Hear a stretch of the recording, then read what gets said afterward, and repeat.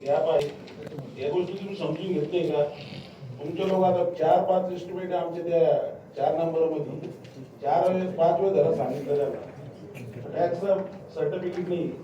मग काय नगर शोकाला का पगार आहे का तुमच्यासारखा? काम कोण करणार आहे? टॅक्स वसुली तुम्हाला आम्ही थांबवलं का? एक नगरसेवक आला कधी आला का तुमच्या टॅक्स वसुलीमध्ये? मग तुम्ही आमच्या गावाच्या टायमाला जर टॅक्स हे करत असाल 5-5 महिने एस्टिमेट झाले तर टॅक्सच्या ठिकाणी येऊन आलेले तुम्ही असं माझी विनंती आहे तो साहेब तुम्ही त्यांना सांगा की या मुद्द्यासाठी कोणत्याही प्रकारचं एस्टिमेट थांबलं गेलं नाही पाहिजे. माझी विनंती आहे तो साहेब. हे बघा आता निवडून 4-5 महिने झाले एकही काम नाही एकही काम नाही प्रभागामध्ये.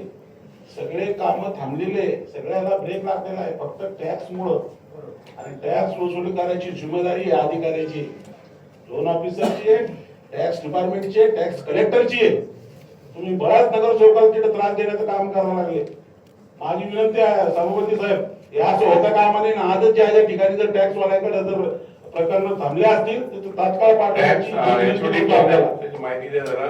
याला आदेश करा की सामान्य काम हा आदेश आम्ही टॅक्स विभागामार्फत माननीय सभापती महोदय हा जो आदेश आहे हा टॅक्स विभागामार्फत निर्गमित नाही झालेला.